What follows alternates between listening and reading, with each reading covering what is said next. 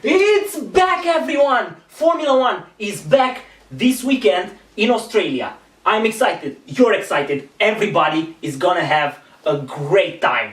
Right, as you can see, this channel is changed a little bit. I would try to make videos like this, you know, where you can see me. I think it's much more personal. And yes, I do make mistakes, but that's only natural. I mean, Lewis Hamilton does mistakes, right? And he is a 4-time world champion, as is Sebastian Vettel. Now, let's get on with the preview for Australia. The circuit, unlike Barcelona, Melbourne Grand Prix circuit is very much a high downforce circuit. Teams will bring their most aggressive aero packages here, and we all know who the best at that particular component is among the teams. Red Bull. And of course, Mercedes. They are favorites coming out of testing in Barcelona. But who is the number 2 team?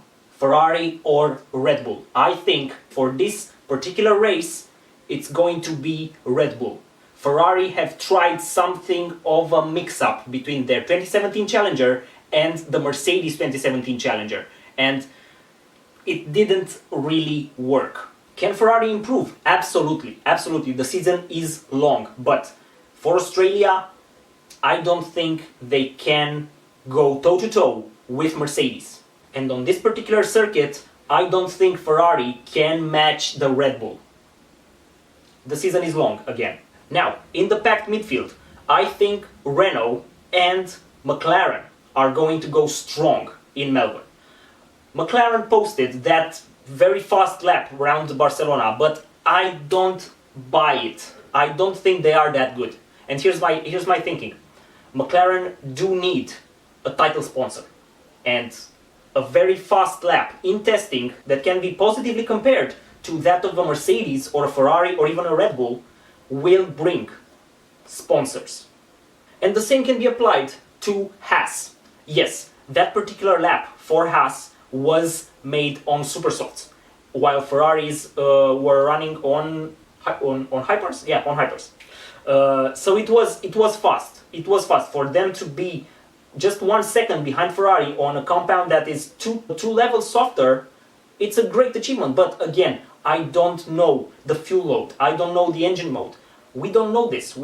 And Haas, again, they do need sponsor. They have a limited budget compared to, let's say, Red Bull or even McLaren. So yes, for me, Renault and McLaren are favorites this weekend to lead the midfield. But there is another factor to take into account: clumsiness. We are just starting the season, and if anything, the drivers now in Australia have every single excuse to make mistakes, if you ask me. And so are the teams. I would expect some fireworks. Not especially in the first lap, but throughout the race. Before we go to the actual predictions, here are the drinking rules for this Sunday. Take 1 sip for every overtake and pit stop, 2 sips for every retirement, which I think there are gonna be a few, and down all the drink at hand at the end of the race, because we have all earned it. Now, predictions. Pole position goes to Valtteri Bottas. And now the top 5.